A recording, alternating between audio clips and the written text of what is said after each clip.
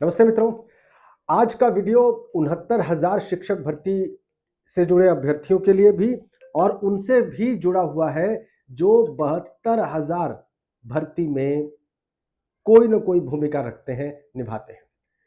2011 की भर्ती का 2018 की 69,000 भर्ती से एक गहरा ताल्लुक हो चला है और आज के वीडियो में मैं आपसे इसी पर बात करने वाला हूं।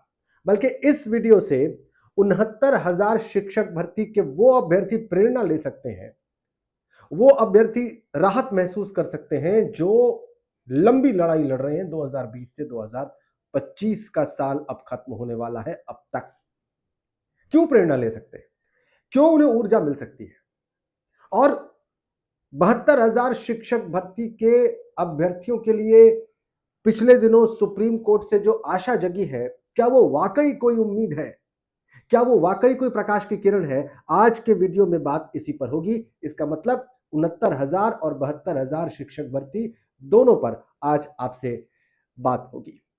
ये वीडियो मैं इसलिए बनाने पर मजबूर हुआ मित्रों, क्योंकि 69,000 शिक्षक भर्ती में जो याची इस वक्त सुप्रीम कोर्ट में हैं, खासकर आरक्षित वर्ग के, उनमें से कई ने मुझसे सवाल किया कि क्या इस मामले में इतनी लंबी लड़ाई लड़ने के लिए सरकार के साथ और व्यवस्था के साथ उन्हें कोई याची लाभ मिल सकता है?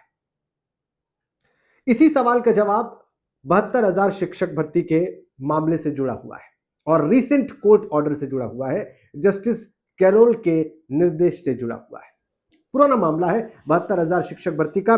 72,825 टीचर्स की भर्ती के लिए विज्ञापन निकला 2011 में और उसके बाद एक लंबा इतिहास है जिसके बारे में मैं अभी आपसे बात करूंगा। और इतने सारे उतार चढ़ाव से होता हुआ 72,000 शिक्षक भर्ती का मामला दिसंबर के महीने में एक ऐसे मोड़ पर पहुंचा जो कई लोगों के लिए चौंकाने वाला हो सकता है, कई लोगों के लिए खुशखबरी वाला हो सकता है, उत्साह बढ़ाने वाला हो सकता है और कई लोगों के लिए परेशान करने वाला भी हो सकता है।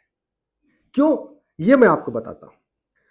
अब देखिए, हुआ ये, जो वकील साहब और दिसंबर में सुनवाई के बाद बाहर आए 19 दिसंबर में, उन्होंने कहा कि जज साहब जितने भी याची हैं सुप्रीम कोर्ट के 2017 के आदेश से पहले 72,000 शिक्षक भर्ती में, उन सब के प्रति सद्भावना रखते, उनके बारे में उनका विचार था कि सबको नियुक्ति दी जाए, सबको नियुक्ति दी जाए जो भी याची हैं किसी भी कोर्ट में 2017 के पहले, सुप्रीम कोर्ट में इस मामले के डिसाइड होने से पहले जो भी याची हैं प्रदेश में और सुप्रीम कोर्ट में, उन सबको जज साहब नियुक्ति का लाभ देने के मूड में थे।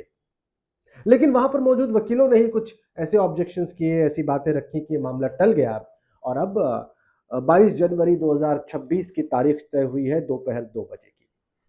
लेकिन जस्टिस कैरोल के उस दिन के वक्तव्य ने और उनकी मंशा ने हजारों परिवारों में एक उम्मीद जगा दी, एक रोशनी की किरण जगा दी, क्योंकि उनका मत ऐसा था जो कोर्ट में बहुत कम दिखाई देता है।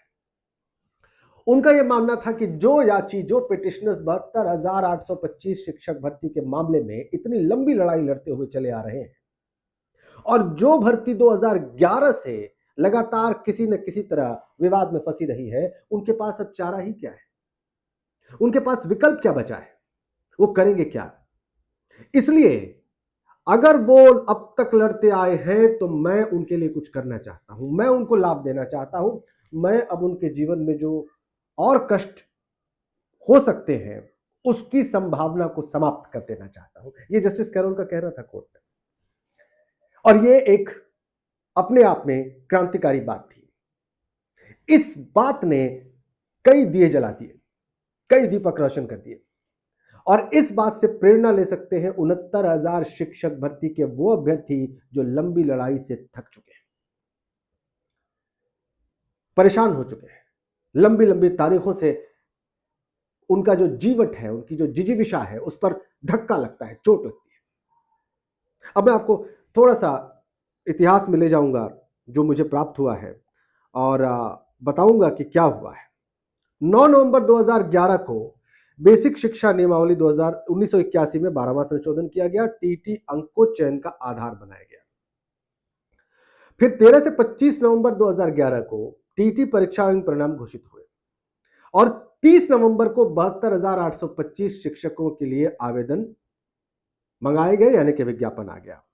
लेकिन सीमित जिलों में आवेदन की शर्त पर सरिता शुक्ला की याचिका आई और उसके रिजल्ट में 20 दिसंबर को एक संशोधित विज्ञापन आया इसी भर्ती का। देखिए, एक याचिका लगती है और फिर एक नया विज्ञापन सामने आता है। 4 जनवरी 2012 को कपिल देव यादव की याचिका पर विज्ञापन पर एकल पीठ की रोक लग जाती है। मैं 72,825 शिक्षक भर्ती की बात कर रहा हूं, जिससे प्रेरणा ले सकते हैं 69,000 शिक्षक भर्ती के लोग। फिर आप देखिए क्या होता है। 31 जुलाई 2012 को सरकार ने विज्ञापन वापस लेती है सरकार और नियमावली में 15वां संशोधन किया जाता है, बेसिक शिक्षा नियमावली में। 7 दिसंबर 2012 को, ये देखिए साल 2012 की तारीख में सब चल रहा है, एक नया विज्ञापन आता है और शैक्षिक अंकों के आधार पर फिर बात कही जाती है। 20 दिसंबर 2012 को अखिलेश त्रिपाठी की याचिका खारिज हो जाती है। पुराना विज्ञापन सेवा नियमों के अनुसार नहीं था, ये कहते हुए 4 फरवरी 2013 को नवीन श्रीवास्तव की विशेष अपील पर डिवीजन बेंच की रोक लग जाती है। 20 नवंबर 2013 को डिवीजन बेंच ने पुराना विज्ञापन वैध करार दिया और फिर नया विज्ञापन रद्द कर दिया। देखिए कितने उतार चढ़ाव आते हैं। पुराना विज्ञापन वैध करार दिया 20 नवंबर 2013 को डिवीजन बेंच ने, और जो नया विज्ञापन था उसको भी रद्द कर दिया। 25 मार्च 2014 को सुप्रीम कोर्ट का अंतरिम आदेश आया और अंतिम निर्णय तक नियुक्ति की अनुमति दे दी गई सरकार को। यह 2014 की बात है।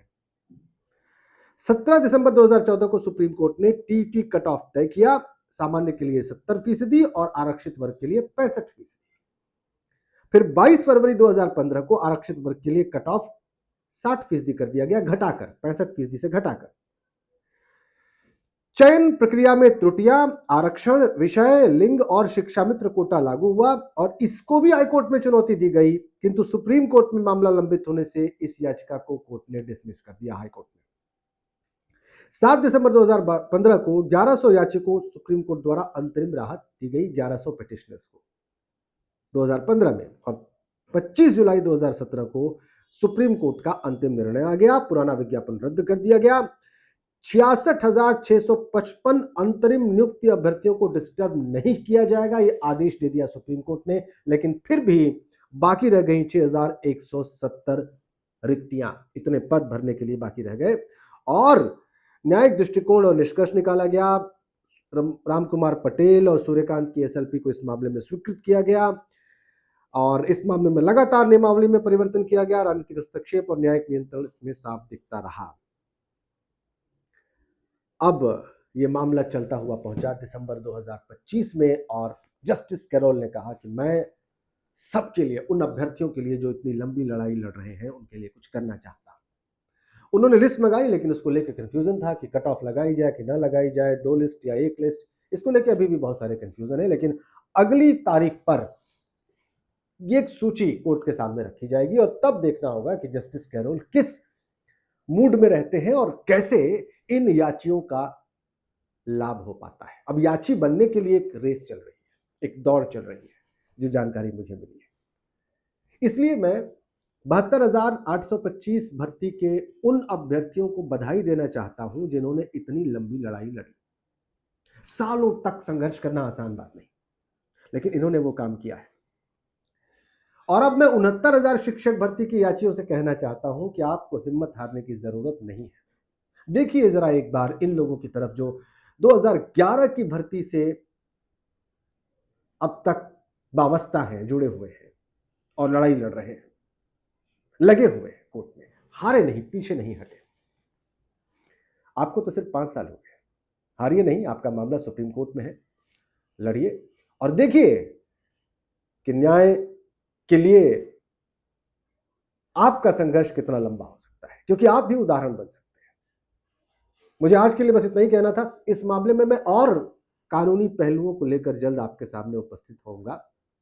72,825 भर्ती के कानूनी पहलू और 69,000 शिक्षक भर्ती के कानूनी पहलुओं को कानूनविद और संविधान विशेषज्ञ से समझने की कोशिश करूंगा और प्रयास करूंगा कि उनसे बात करके इसको समझा जाए और फिर आपके सामने थ्रेडबेयर बिंदुवार चीजों को स्पष्ट किया जाए। Thank you so much.